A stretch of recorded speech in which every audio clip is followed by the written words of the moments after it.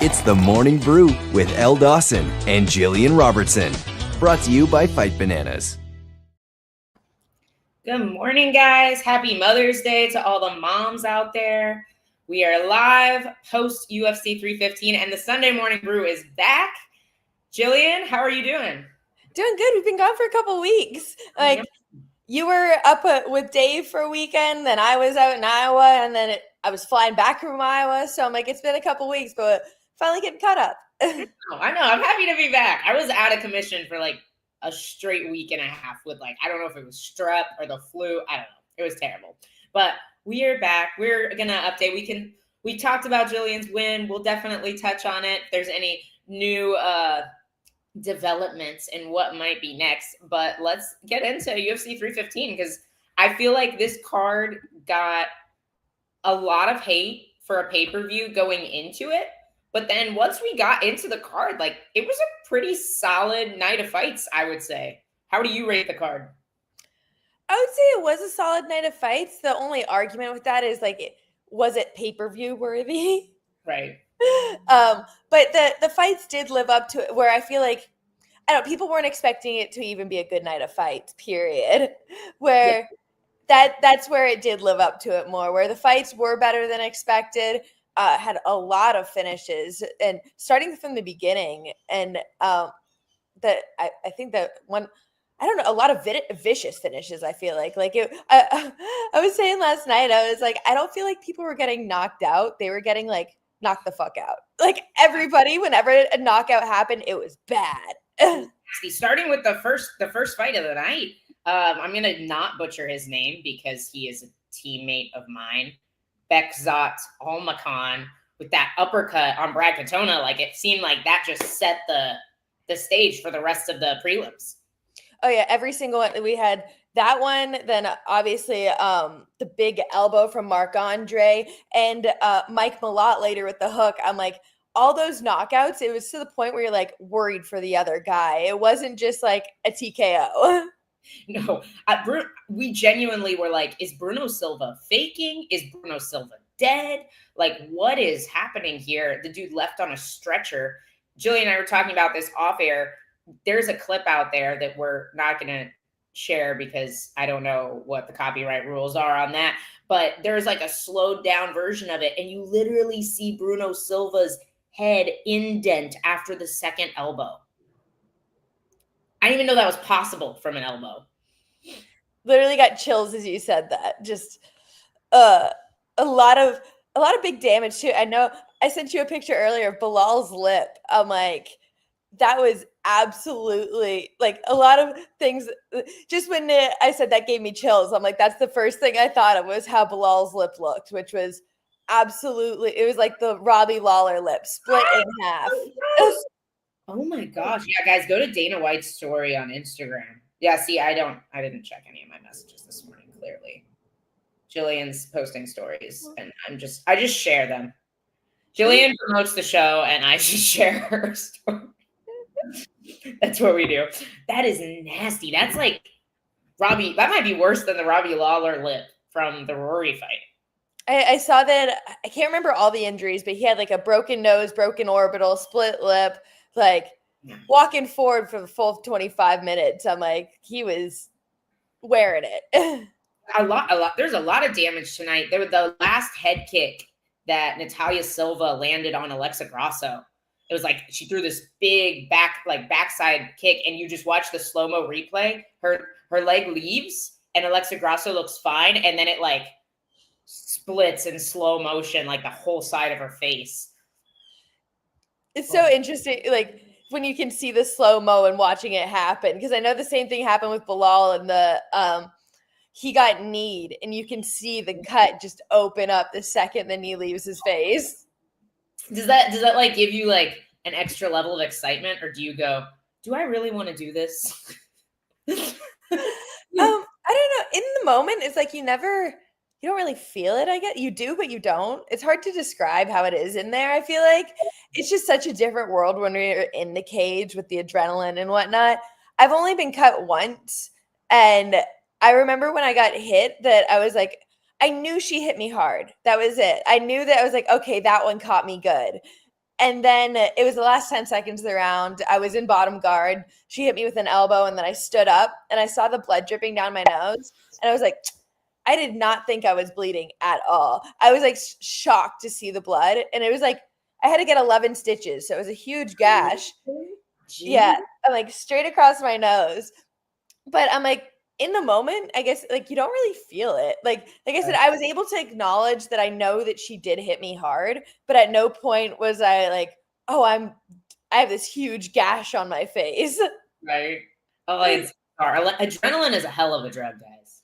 No, it's absolutely crazy. It's nuts. I've never been cut in a fight, but one time I got headbutted in one of my amateur fights. I got headbutted and my eye like swelled up, and I didn't know that you're not supposed to blow your nose.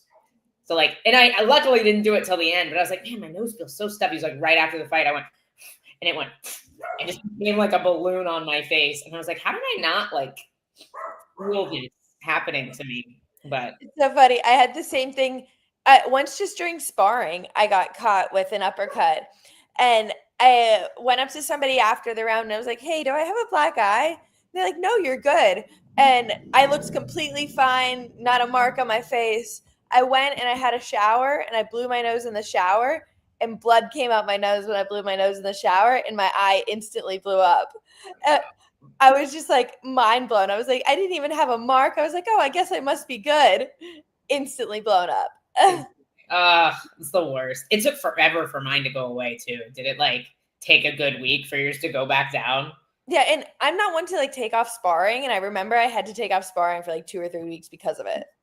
If G's not sparring, guys, it's bad. It's bad. SG in the comments said, Malat dribbled Racky's head on the canvas. Yeah, that was not pretty. That was not. There's some, like you said, people that got knocked out got knocked the F out. It was bad. The featherweights, I haven't seen who bonus yet. It was that down here. Mark Andre and Jasmine Jasovicius were the two that got the performance of the night, and the fight of the night was the main event. It was an amazing fight, and it should be the fight of the night. That featherweight matchup is the second fight of the night. Daniel Santos and Li Zhongyang. That fight, I was like, these guys should get 50 Gs. This is amazing. They were dropping each other. Daniel Santos took the fight on short notice too.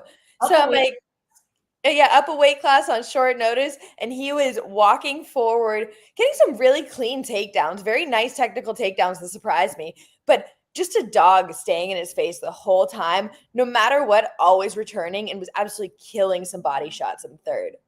Nasty. No, it was beautiful. His in the pocket boxing was just so clean. I was so impressed with Daniel Santos. And have you looked at Daniel Santos's Tapology? No, I have not. Okay, it looks insane. Because the last time he fought, I'm trying to remember, who was it? It was Johnny Munoz. I literally just looked at this yesterday and was went through it all. He fought Johnny Munoz in 2023. And then he pulled out of a fight in 2023 in November. Then didn't have anything scheduled until 2024. Pulled out of the one fight he had scheduled in 2024. Then pulled out the one fight he had scheduled in 2025. And then this fight is his first fight since he fought Johnny Munoz summer of 23. This guy just pops out of nowhere. I was going to say, that's why I've never really heard of him. Him coming onto this fight, I was like, I don't really know these guys. But he definitely impressed me a lot. So it makes sense with the layoff.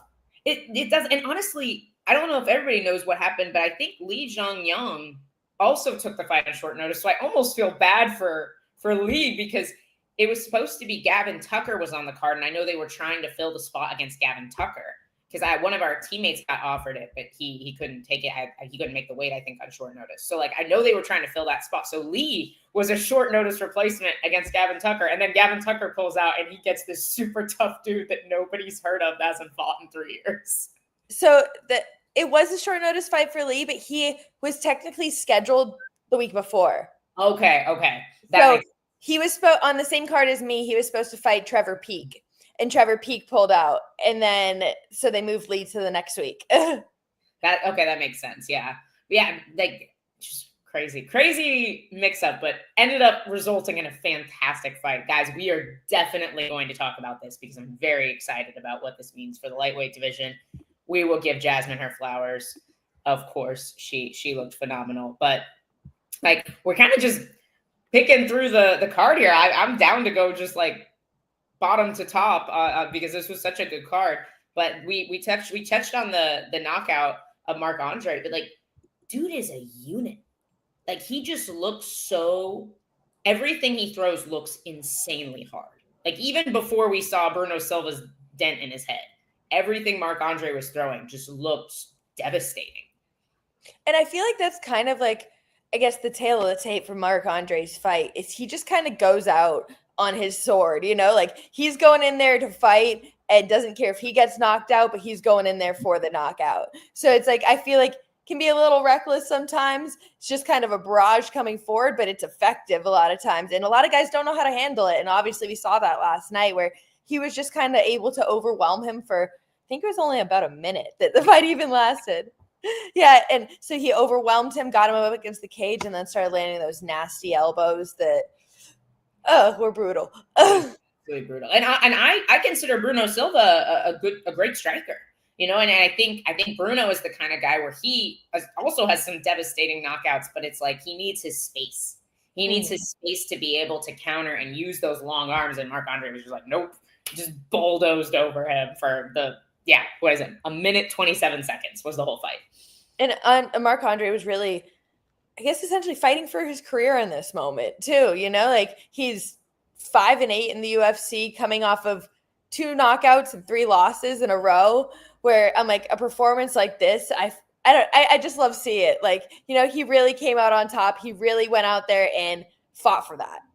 Yeah, no, it was spectacular. Like I have no notes. Marc-Andre. We loved it. It was a little terrifying, but it was great. I think the next 2 fights were the 2 where people had issues with the judging. So you have Navajo Sterling, the city kickboxing guy, versus Ivan Ersman. The commentary was confusing to me during this fight because I feel like in round 1, the commentary team was very complimentary of Ivan Erslan, and I agreed. I did score that round for Erslan. And then Navajo had a better second round. So it was like, could have been 1-1 going into the third. But it also, I felt like, could have been 2-0 for Erslan going into the third.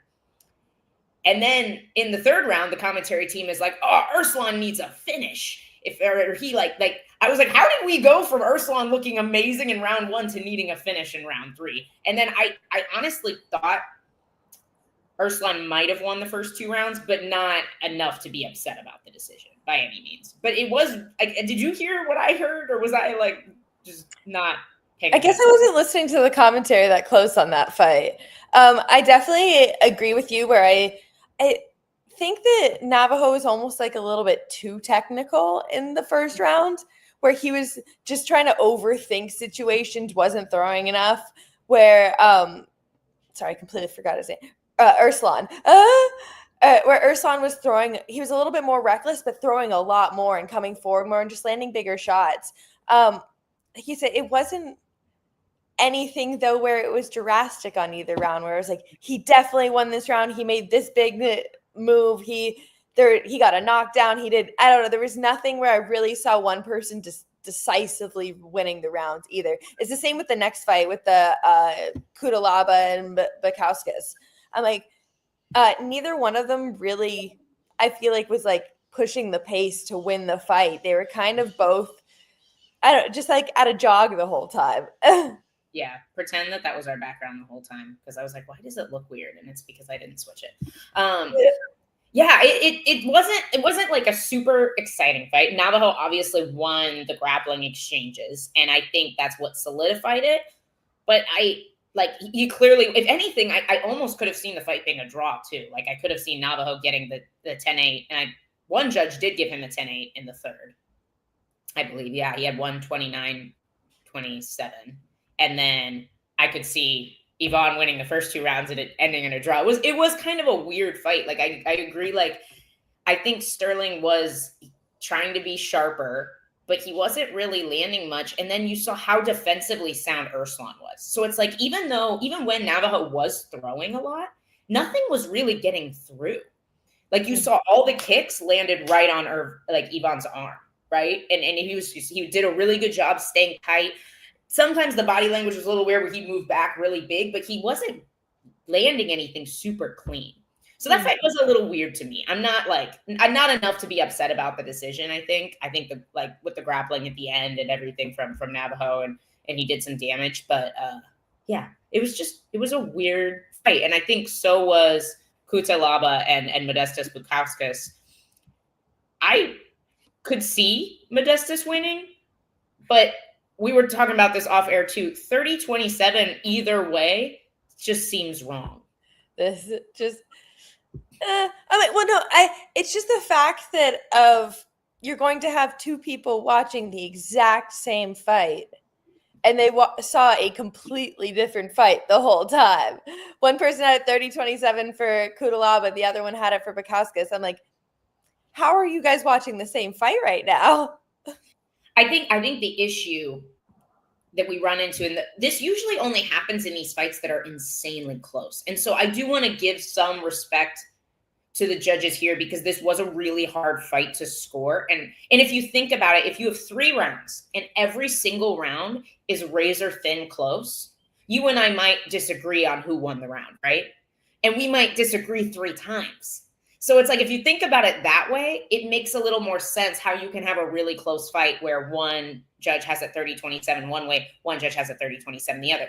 I think the issue with judging comes when 30-27 means a fight where every round is razor thin and this guy just landed 2 more strikes. But it also means a fight where Gillian took somebody down and elbowed them in the face for 15 minutes. Like, how are those the same score?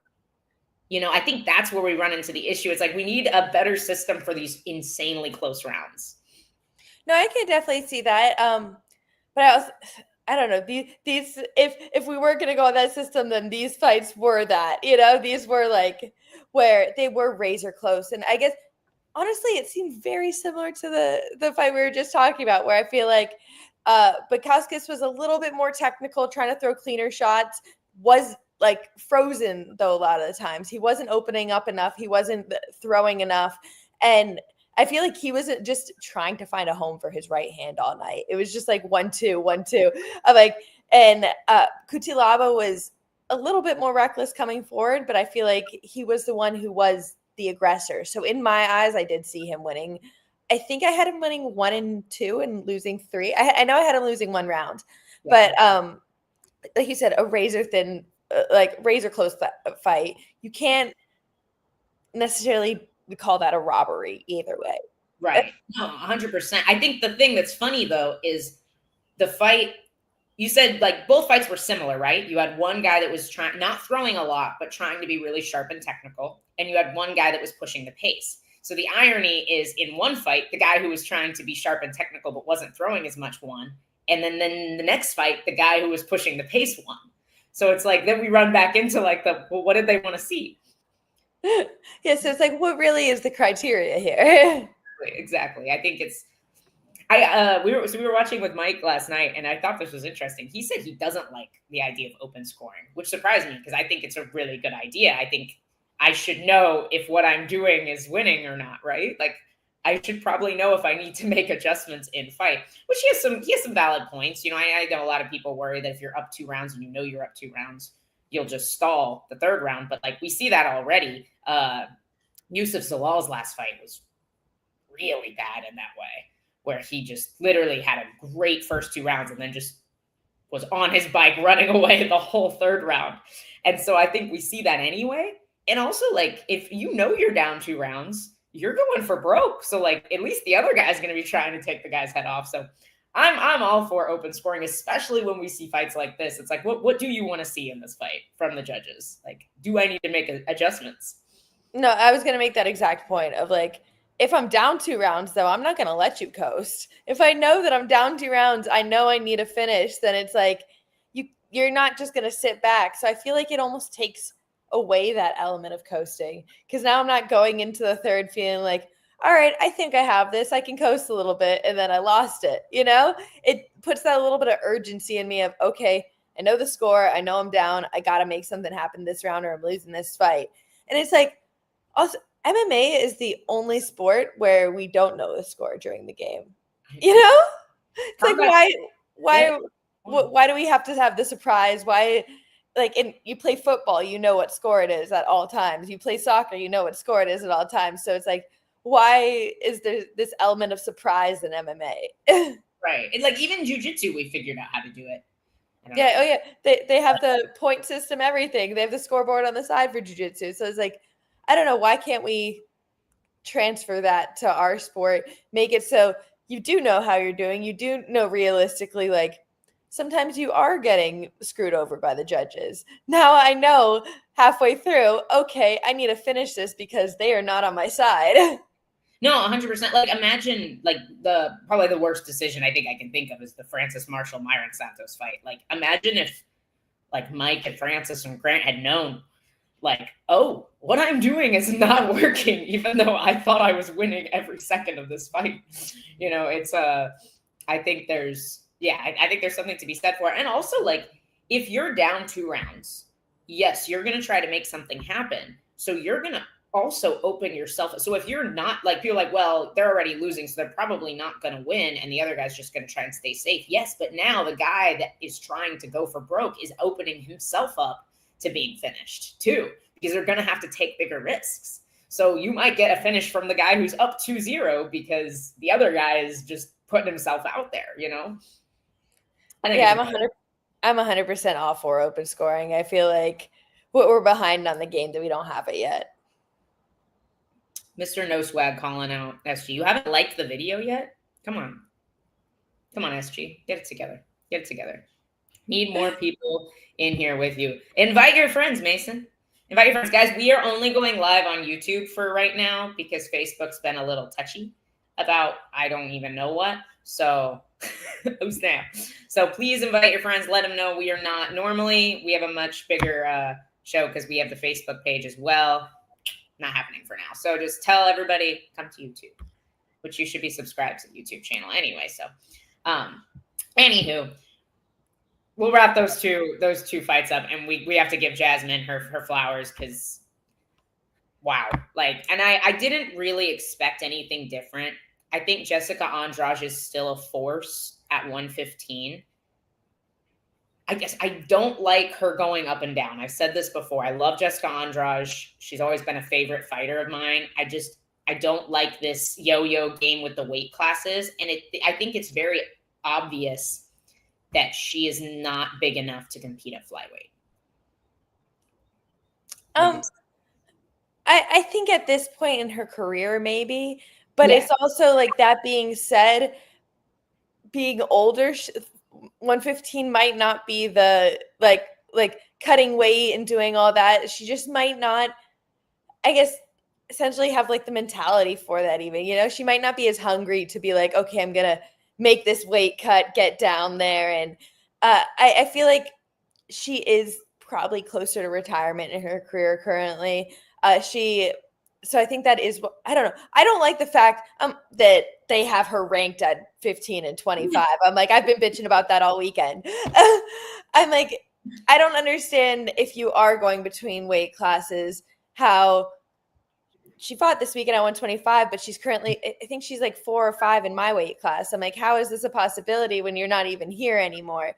So I feel like once you're switching weight classes, then you got kicked out of the rankings, which that's something I disagree with. But I think 25 might be a home for her. I guess but I really think a retirement fight is coming up soon. Yeah, no, I don't disagree. This woman has literally given us finishes in 3 weight classes. Like that's not a thing. You don't see that in women's MMA. Like that's amazing. So I hate to see her go, but I agree. I think it's probably getting close to time. And it's a shame because I do think there are a lot of girls lower on the roster that Jessica Andrade still beats, but she's too big of a name to fight those girls. I'm also a firm believer that it's like, you don't want to go out on a losing streak, like if you don't want to be like the name that these up and comers have to be. So it's like when you know your time, like know your time, which I'm like, she already is she has a wonderful legacy. And also, not to take anything away from Jasmine last night, her performance was, she came out and she showed up.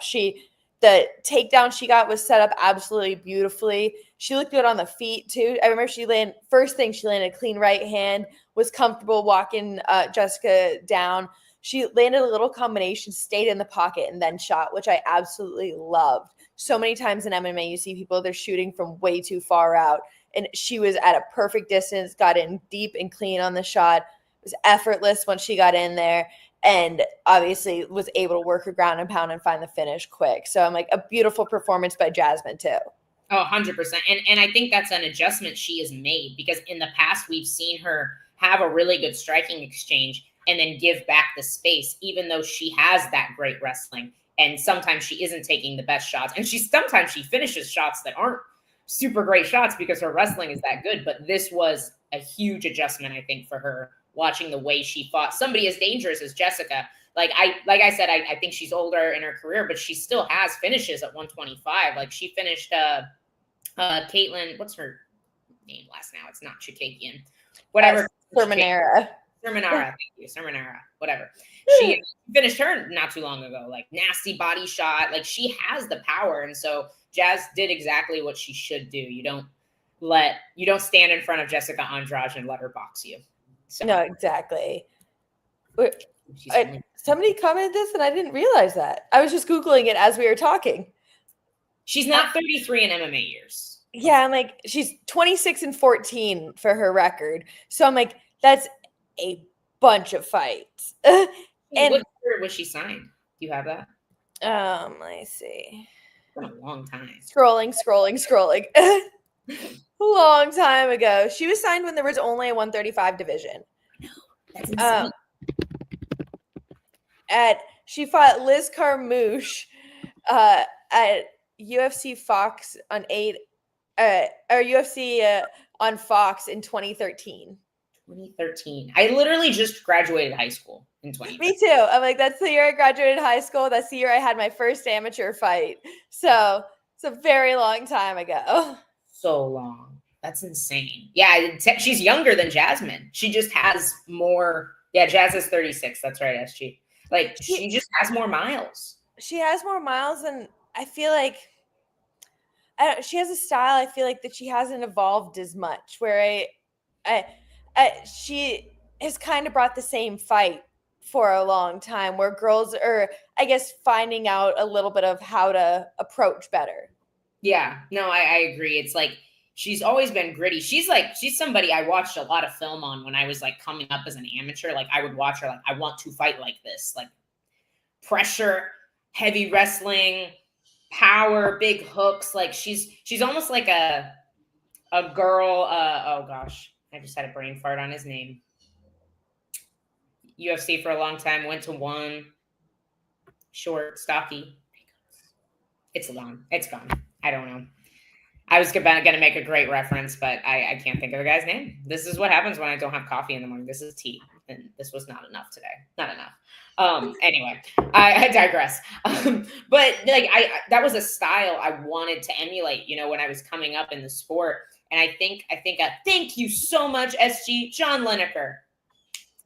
Thank you. I was like, why can I not think of his name? I used to watch him all the time too.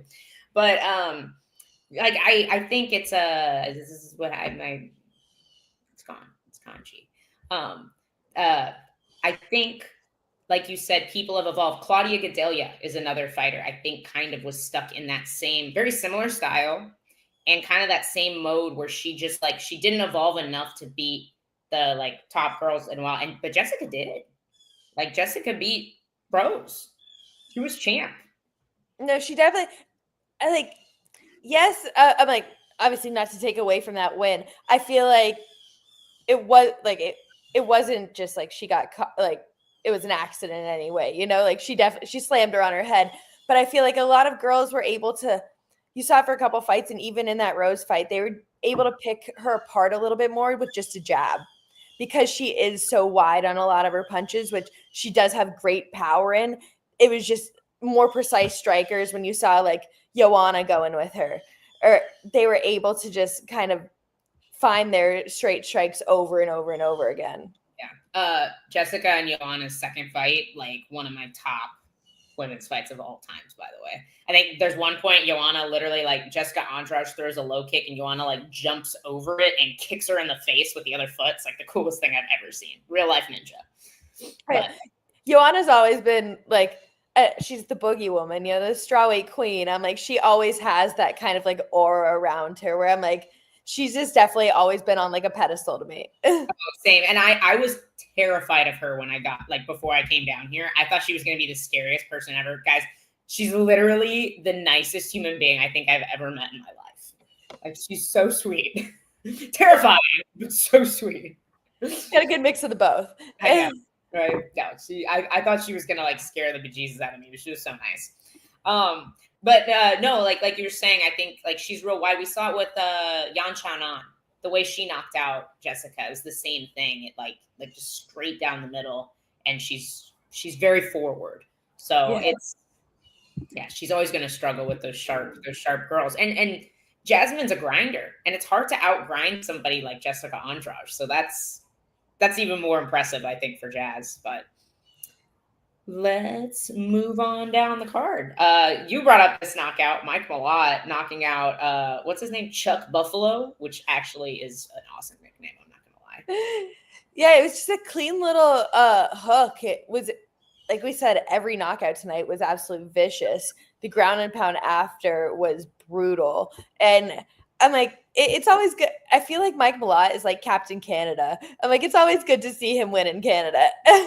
No, he is. You know who he looks like too? He looks like a bigger version of OAM without a mustache. Like, I feel like he's like what OAM evolved into if they were Pokemon.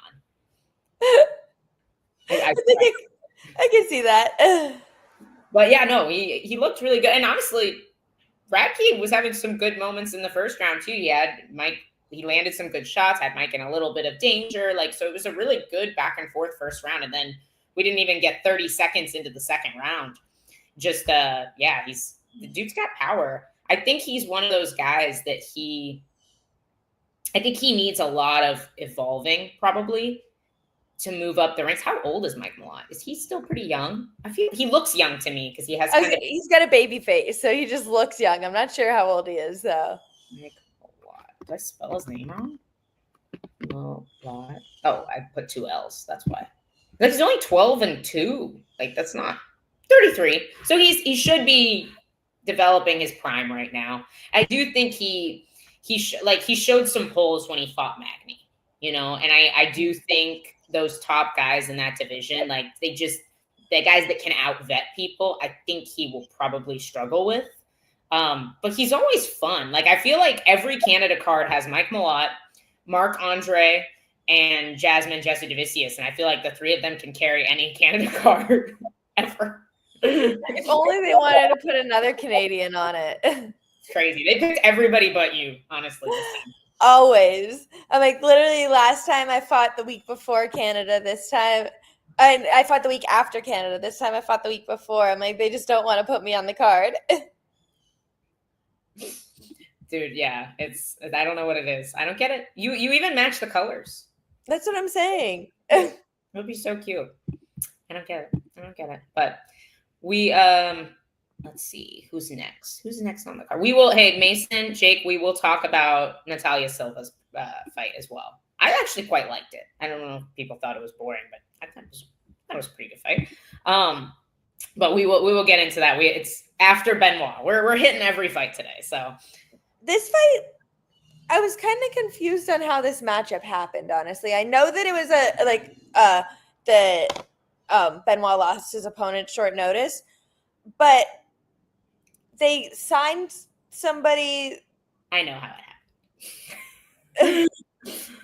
Yes, they signed a guy who got cut. He went 0-2 and then got cut and then had I think a knockout or 2 on the regional scene, which I'm all for guys getting re-signed, but maybe not for main cards on pay-per-views.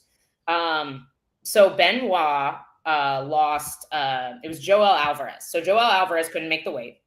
He's moving up to 170, which thank goodness, because we have plenty of lightweights. Like, let them go up. Let him, let Islam, let them all go up. Joel Alvarez, he went up, and then they offered the fight to Gamrot.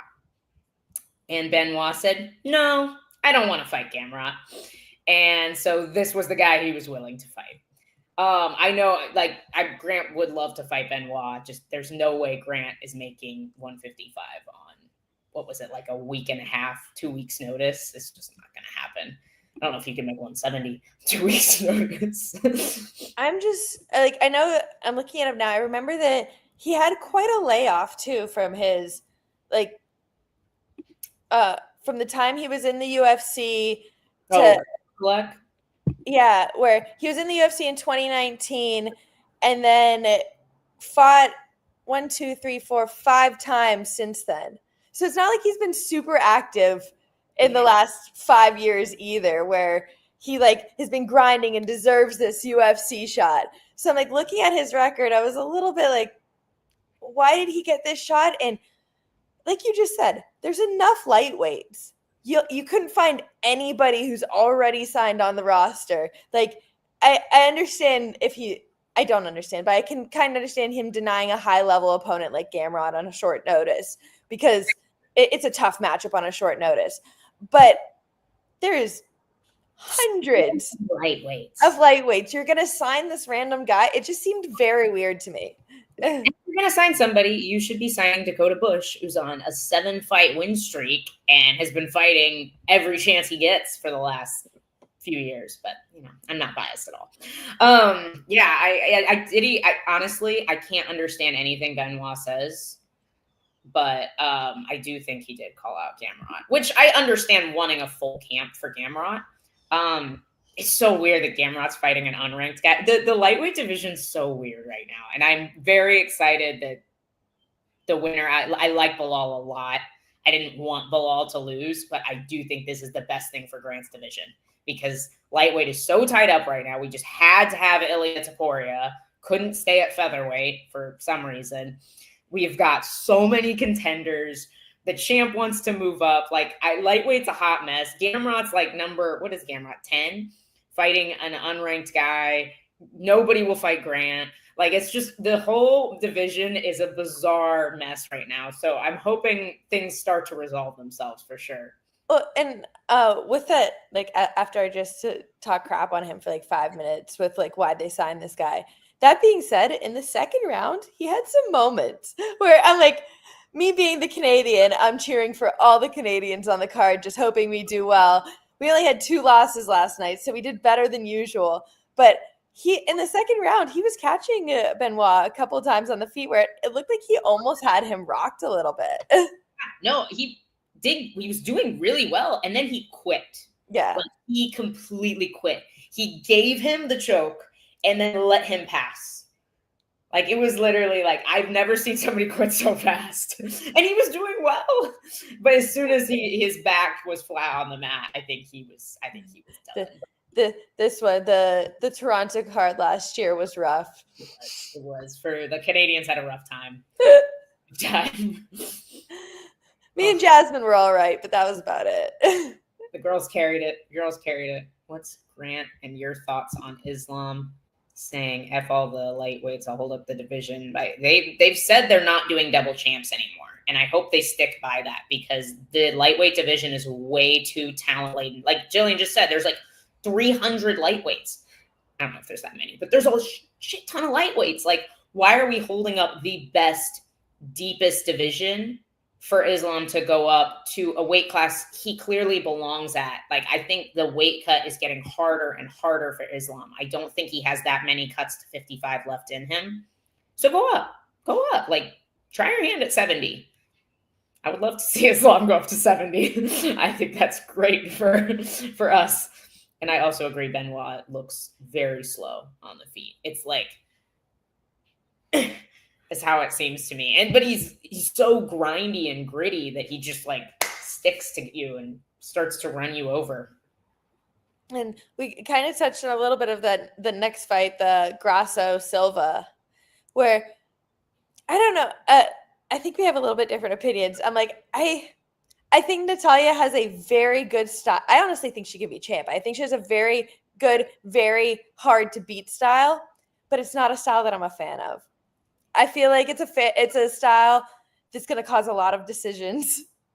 I like she does land some good kicks every once in a while, but I feel like majority of the time she's just playing on the outside, landing like point shots essentially. And I'm like, it's good way to win a decision, and it's a very hard fight to fight.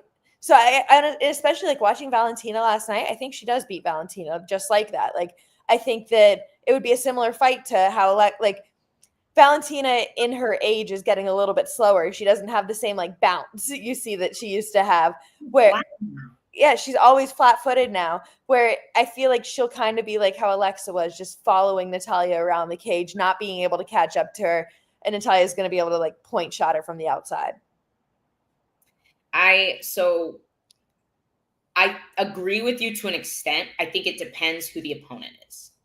I think the fight with Alexa Grasso was kind of fun for me because Alexa was really trying to get after her with the boxing, and she was kind of like, she was chasing her around the cage. I think her fighting Valentina is a very boring fight because I think Valentina is going to stand there and do her little like flat weird bounce where she just waits and she's ready to fire back.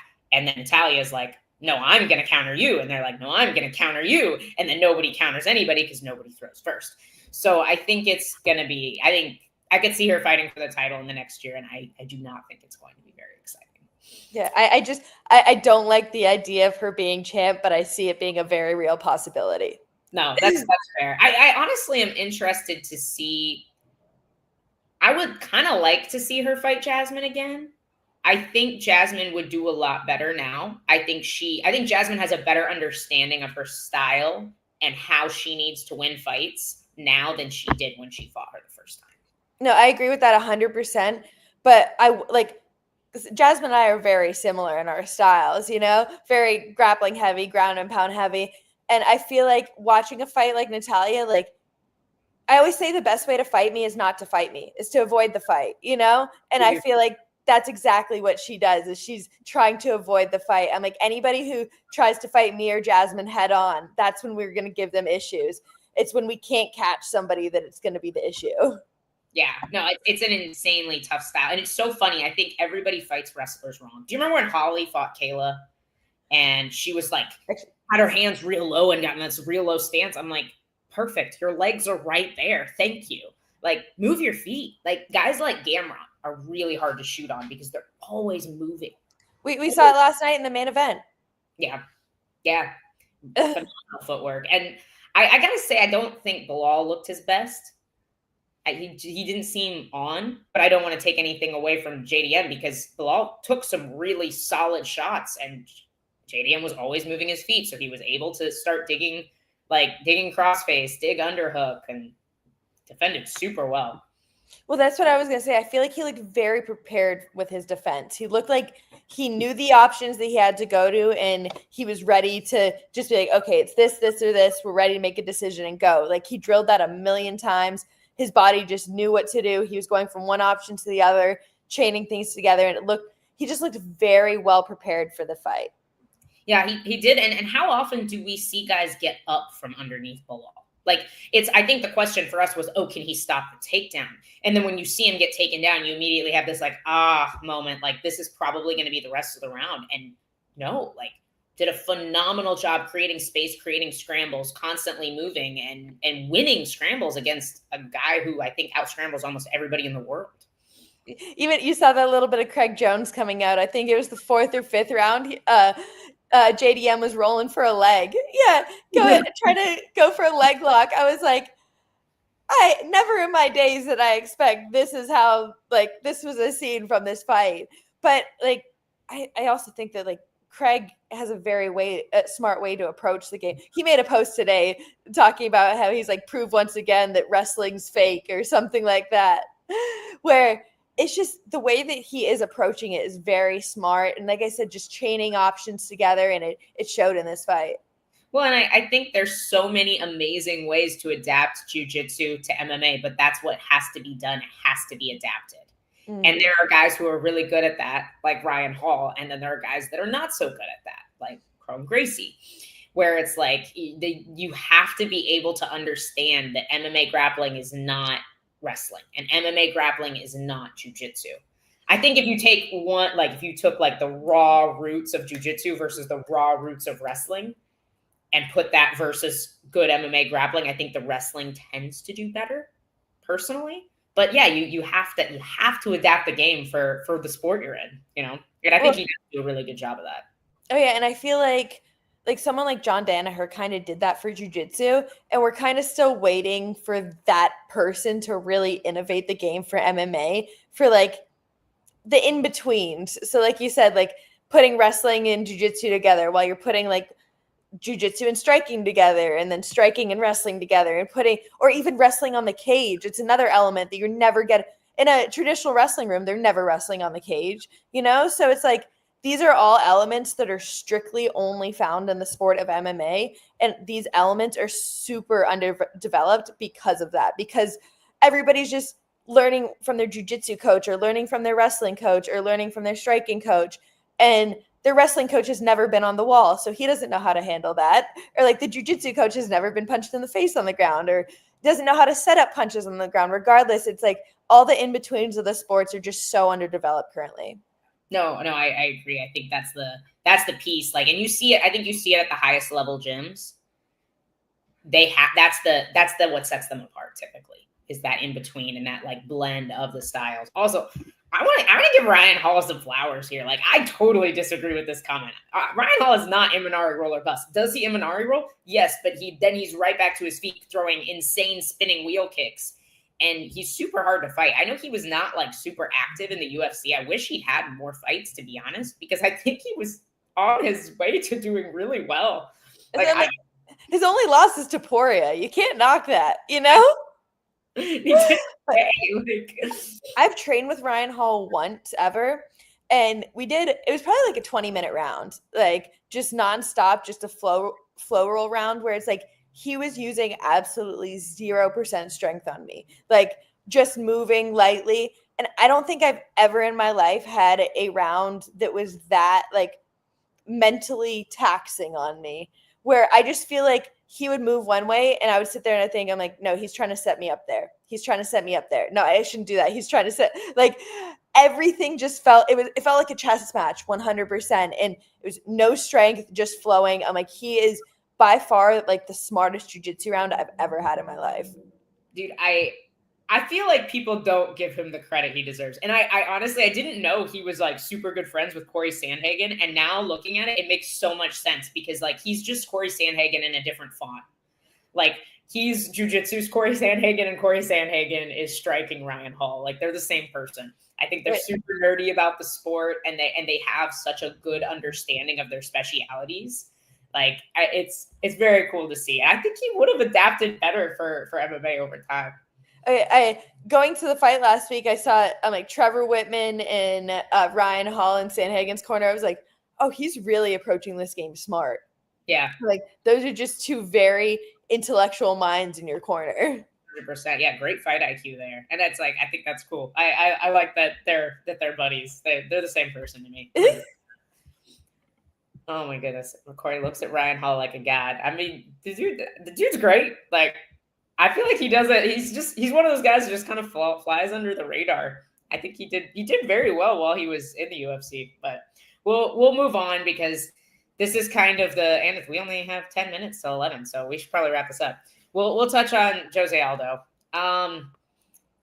We got to give Amin Zahabi the credit for eating probably the most insane soccer kick, falling flat back, and then somehow winning this fight. But like how I rewound and we like Mike and Francis and I are sitting there and Francis is like recording the thing and he's like, how long was this flurry that made Aldo absolutely completely gas out and just lose any possibility of winning this fight? 11 seconds. It was 11 seconds long from the start of the soccer head kick to the last strike in that flurry that Aldo threw, which was only like 4 strikes. Aldo was completely toast. there was just nothing left in his tank after that. And we were talking about this off air. She's like, was it the weight cut? Was it how do you miss by so much and then look so tired? Like, what on earth happened? Because I have put Jose Aldo on an insane pedestal for pretty much my whole career. And I am always one to argue him as the featherweight GOAT, even over guys like Volkanovski. And I feel like my opinion of him changed last night. Like, I was so disappointed to see the way he finished that round after having such a dominant moment, you know?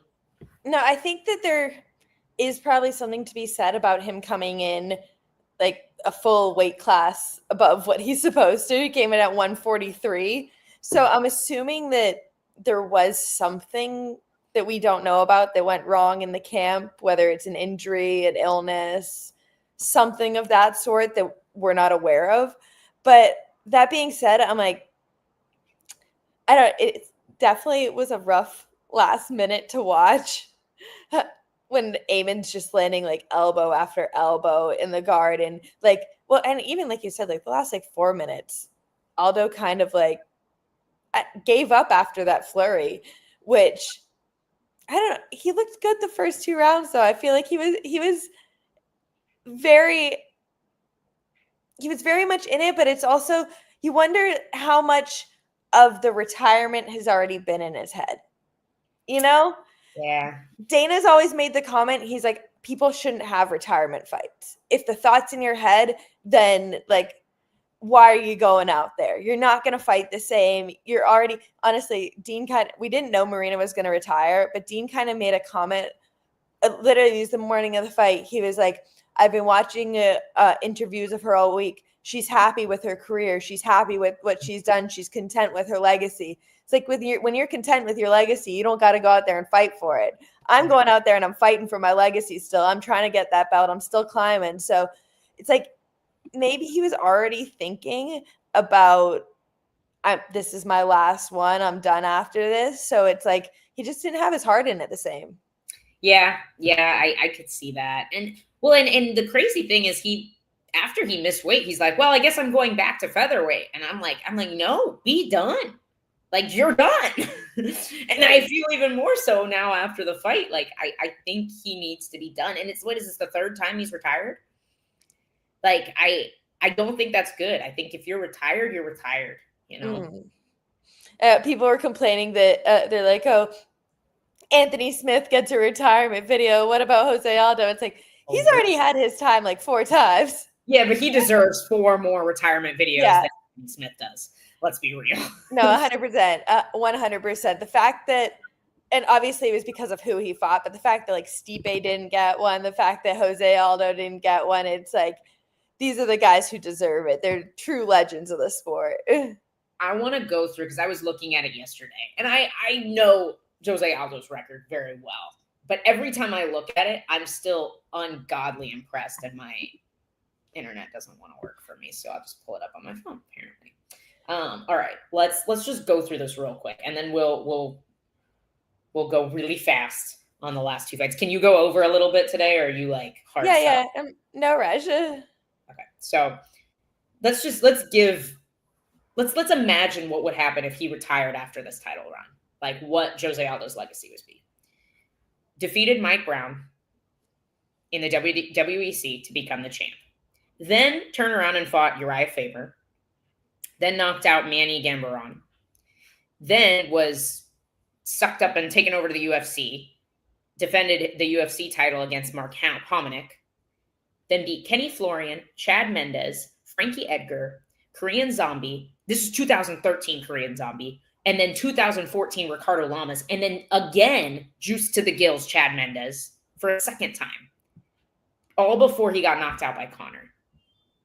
And then comes back and beats Frankie Edgar again to win the title back. Imagine if he had retired after beating Frankie Edgar. Before Conor, he was just absolutely untouchable. Just on a different level than everybody. Like, what a freaking legacy. Like, can you imagine? Because obviously if you keep playing this game long enough, eventually you're going to lose, right? So if he had gone out on that, like, it would have just been unreal. And he still had great wins after that.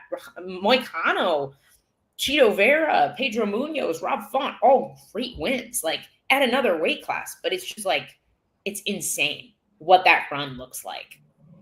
And now seeing him now, it just makes me so sad. Because I love Jose Aldo. Yeah, it's like I can't remember, we were talking about somebody earlier where I was like, you just got to know when Andrade. I'm like, you got to know your time. Yeah, I think so.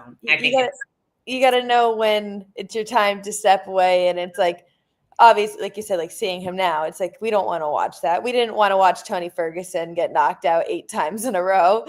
Every single time, everybody's covering their eyes watching something like that. These are legends of the sport, and we want to see them go out in a good way. Yeah, no, I agree. I think it's time. Like you said, there's been a few on this card, but let's talk about the co-main. Let's talk about the co-main. Talk about the main event. Wrap this up, and then we didn't get to anything else, but that's okay. We've got Tuesday for that. So I think Valentina's time as champ is probably coming to a close after watching this fight. I agree with what you said earlier. I think she doesn't have as much bounce, and I think she just doesn't have the same danger. Girls can fight her differently now than they could when she was like sending Jessica I to the shadow realm, because there was so much danger, and I just don't see that now. And I do think she won. I thought she won. Shoot, I told Dave. I thought she won. I thought it was 2-2 going into the 5th, and I can't remember which rounds I gave to Valentina. Valentina won the first. Manon definitely won 2 and 3, I think. And then it was 2-2 going into the 5th. It was late. I don't remember. And I don't want to hold you up that long. But I definitely thought that like the 5th round won the fight, and Valentina won the 5th round. But it was still really close. And to see her held on the cage like that, it almost just looked like when they were at range, Manon's punches didn't have as much like oomph to them as Valentina's did. Yeah, I honestly, I wouldn't have been mad if the fight went the other way at all.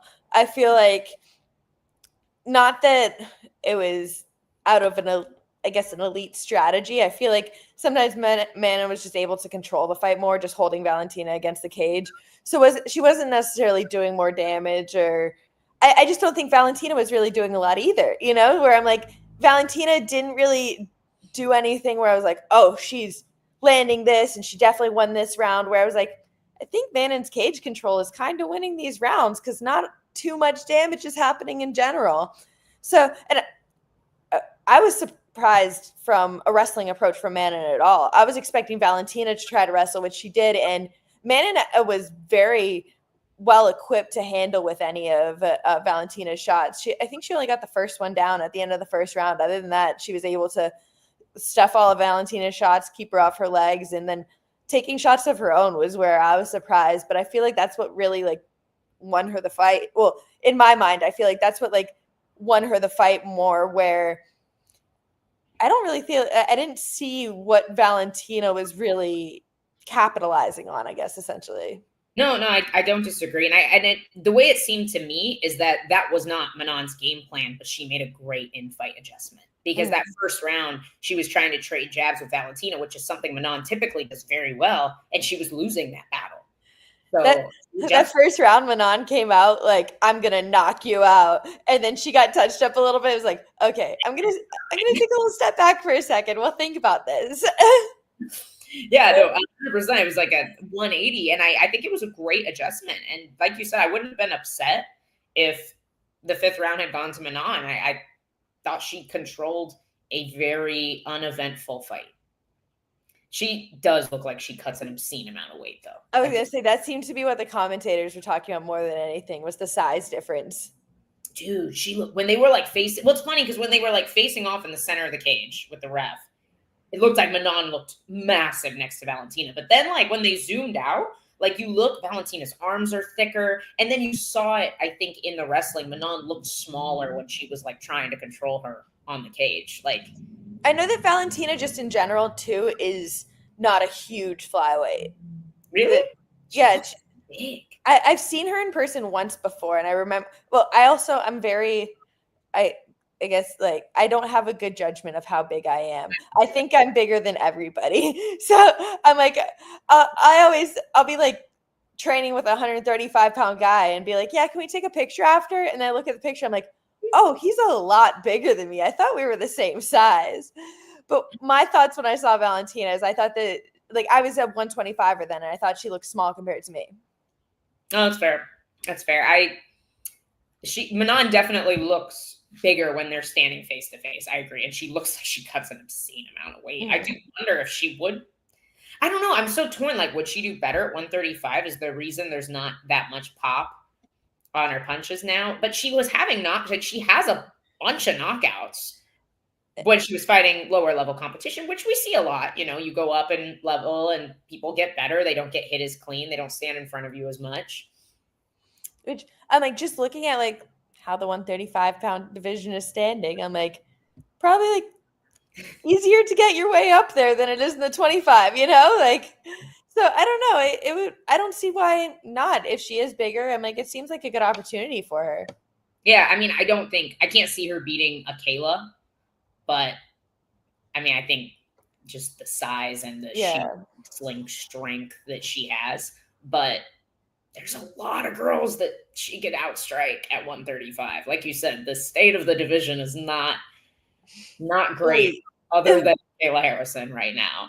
So I think she could probably go up and do quite well. Yeah, and then this main event, I feel like I guess we touched on a little bit earlier where I'm like, Jack just seemed very well prepared on the feet, on the jiu-jitsu, on the wrestling. He seemed like he studied this fight a lot and had a very smart approach. He drilled a lot and was ready to make those decisions in fight at a fast pace. It was just, he looked very prepared for this matchup. Well, and I think something really special about him is he is a mental monster. Like he was down 2-0 against Gilbert, found a finish, had a phenomenal third round. Like I think he is one of those guys that he's just a born fighter. Like he gets better as the fight goes on. He does not quit in these bad positions. Like very, very great championship mentality. Has he had another 5-rounder? I'm not sure on that. Fighting 5 rounds? Let's look you up, Jack. Because that pace from both of them was constant for the full 5 rounds in each other's face.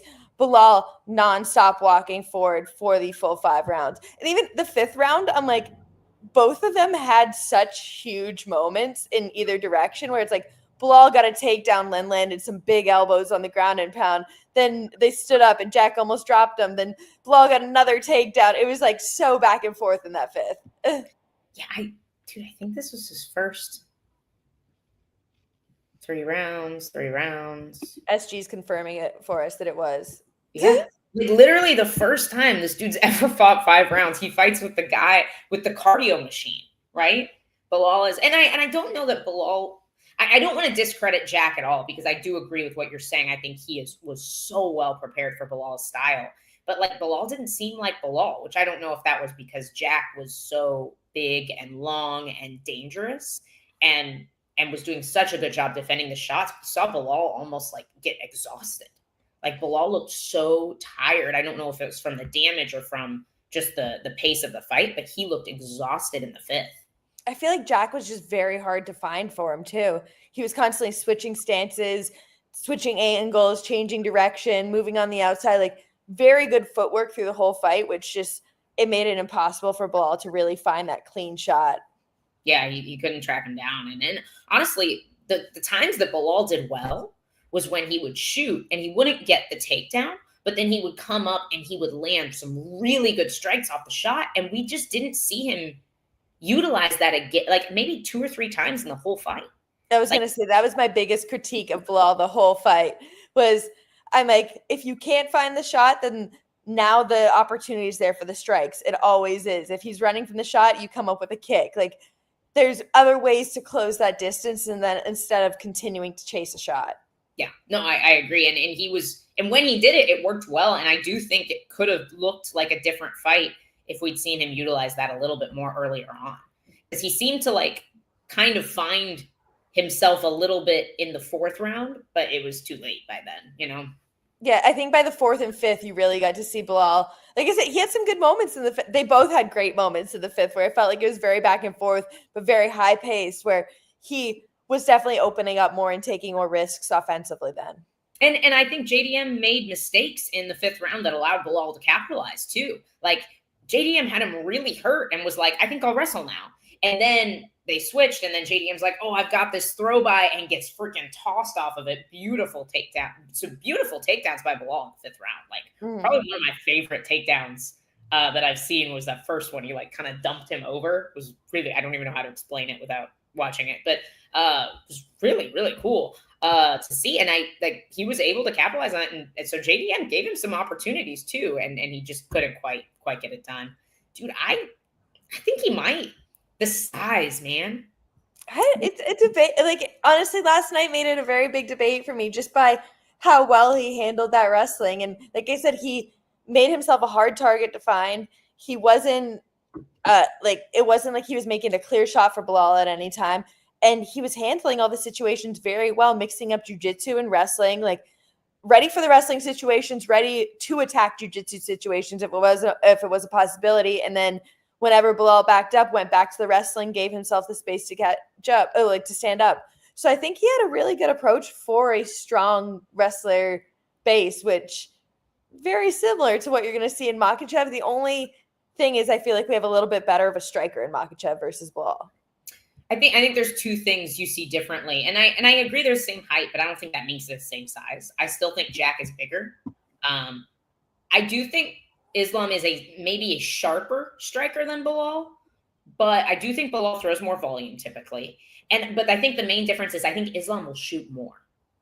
Like Islam, if he loses the first shot, he's not going to wait 2.5 minutes to shoot again. He's going to shoot, similar to like Grant or you or somebody. Like it really is persistent at that shot. I think that's where the difference comes in.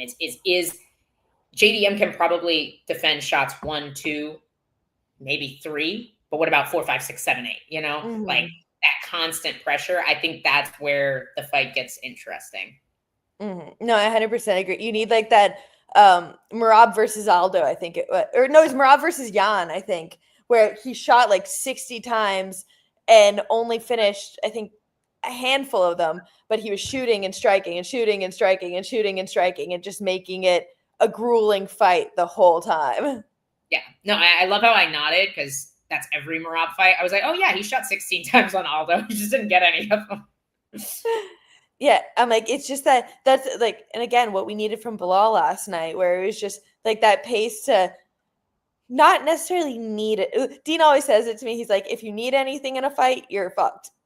Like, you can't need something. You can't need to get a takedown. You can't need to get like this one punch. So it's like Bilal needed that takedown, and you need to be able to have the opportunity to be like, all right, it's not there. I'm going to strike you now. It's like, the takedown's not there. Now we're going to punch. You can't just need to get that thing, need to have that one thing. Yeah, no, I agree. We will, SG, we will keep talking about it as this comes up, because I do think that's the next fight is going to be JDM and Makhachev, but it has been 1 hour and 8 minutes. Gillian needs to go. I got to go get dressed for church. So we love you guys. All the moms out there, happy Mother's Day. Go hug your mom today, guys. Make sure you call her. Tell her how awesome she is. Don't forget to do it. We love you guys. Thank you for tuning in. Tuesday, I believe we'll be back. I don't know who's on the Tuesday show yet, but we will have some fun guests for sure. So stay tuned. Head over to the page. Sub the YouTube channel. We are going to only be live here on the YouTube. So do not get on Facebook on Tuesday expecting to see the show. You will miss it. Go over to the YouTube. Sub the channel. Set the notifications. I don't know what they have on YouTube. Set notifications for Tuesday. All right. I'm going to push the button now. Love you guys. Bye.